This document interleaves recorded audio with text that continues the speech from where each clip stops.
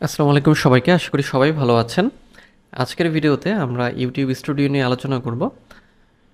তো চলুন আমরা সরাসরি ইউটিউব স্টুডিওতে চলে যাই এবং দেখে আসি ইউটিউব স্টুডিও আমরা কিভাবে ব্যবহার করব। তো এটা হচ্ছে ইউটিউব স্টুডিওর ইন্টারফেস। তো এখানে আমরা বেশ কিছু জিনিস পাই বা কিছু বিষয় আমাদের এখানে ব্যবহার করতে হয়।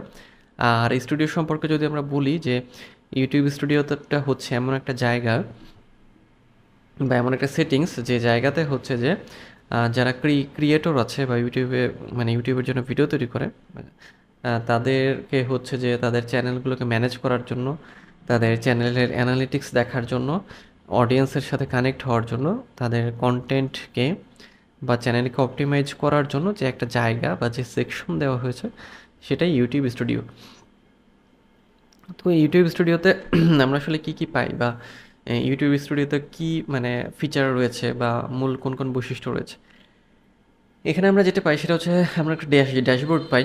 ড্যাশবোর্ডে আমরা ওভারভিউ পাই, নিউজ অ্যান্ড আপডেট পাই। যেমন আমরা যদি ইউটিউবে যাই, এই যে এখানে আমরা একটা ড্যাশবোর্ড পাচ্ছি। এখানে আমরা অনেক কিছু দেখতে পাচ্ছি, ওভারভিউ আছে।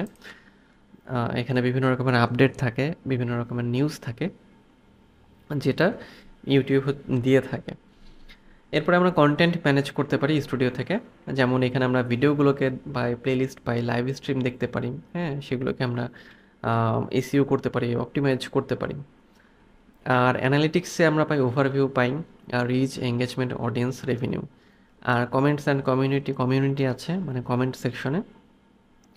মনিটাইজেশনে আমাদের মনিটাইজেশন রিলেটেড হচ্ছে যে বিষয়গুলো আমরা পাই।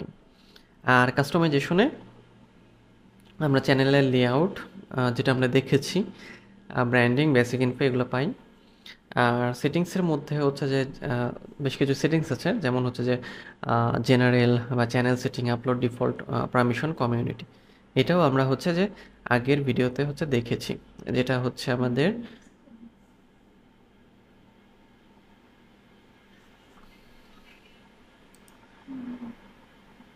যেটা হচ্ছে ছিল আমাদের হচ্ছে যে এই সেকশনে আর কি। হ্যাঁ, তো এখান থেকে আমরা একটু দেখি, মোটামুটি আমরা সবগুলো বিষয় সম্পর্কে জানলাম। এখন আমরা হচ্ছে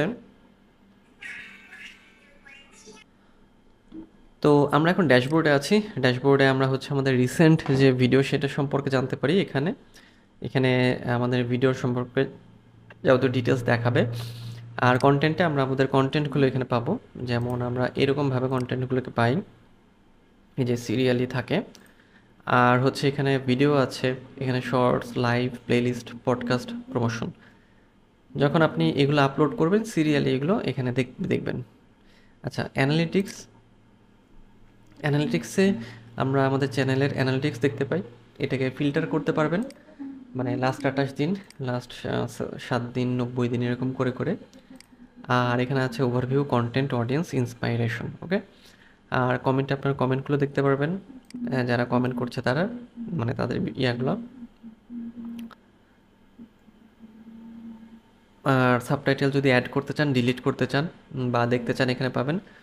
কপিরাইট রিলেটেড কোনো ইস্যু হলে এখান থেকে পাবেন। এবং আর্নে হচ্ছে আমরা মনিটাইজেশনের বিষয়টা পাবো। যেমন হচ্ছে যে আর্ন এখানে বলছে যে যেহেতু আমরা লোকেশন এখনও সেট করিনি, সেজন্য বলছে যে not available in our location. তো মনিটাইজেশনের জায়গাটা হচ্ছে এখান থেকে যদি আমরা আসি, এখান থেকে যে এইরকমভাবে আমরা নিচের দিকে এই যে দেখতে পারবো, এই যে এখানে যে 1000 সাবস্ক্রাইবার এবং 4000 ঘন্টা ওয়াচ টাইম। আর যদি হচ্ছে যে শর্টস চ্যানেল হয়, সেক্ষেত্রে 10 মিলিয়ন হচ্ছে ভিউ লাগবে, এবং হচ্ছে যে আমাদের হচ্ছে যে 1000 সাবস্ক্রাইবার লাগবে আর কি। হ্যাঁ, আচ্ছা।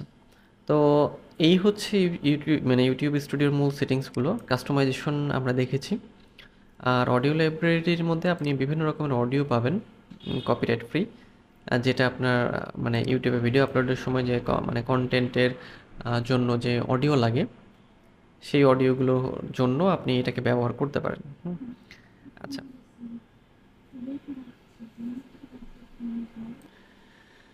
ইউটিউব অ্যানালিটিক্স থেকে, মানে যেটা ইউটিউব স্টুডিওর মধ্যে আমরা পাই, আমরা ড্যাশবোর্ড পাই, যেখানে আমরা ওভারভিউ দেখতে পারি, রিয়েল টাইম অ্যানালিটিক্স দেখা যায়, যেটা আমরা দেখলাম, ওয়াচ টাইম রিপোর্ট থাকে, অডিয়েন্স রিটেনশন থাকে, তারপরে ট্রাফিক সোর্সেস আছে, ডেমোগ্রাফিক্স থাকবে। আর যখন আপনার চ্যানেল পুরনো হবে তখন এই জিনিসগুলো আপনি হচ্ছে আপনার চ্যানেলের মধ্যে দেখতে পারবেন, এখান থেকে দেখতে পারবেন।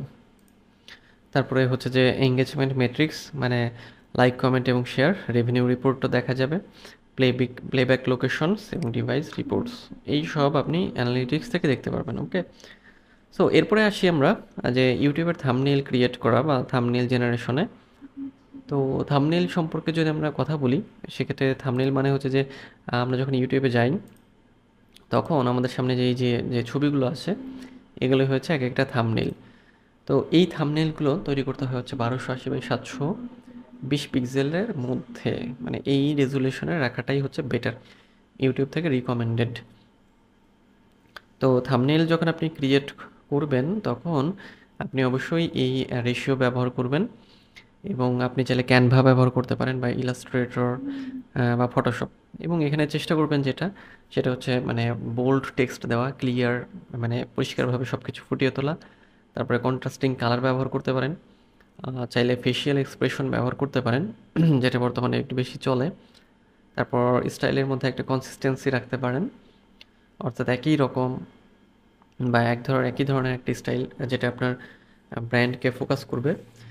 সিম্পল ডিজাইন রাখাটা ভালো, মানে খুব হিজিবিজি না, সিম্পল টাইপের ডিজাইন। এরপরে হচ্ছে যে আপনার ভিডিও কন্টেন্টের সাথে যাতে থাম্বনেলটা যায় সেটা মাথায় রাখতে হবে। দেন হচ্ছে যে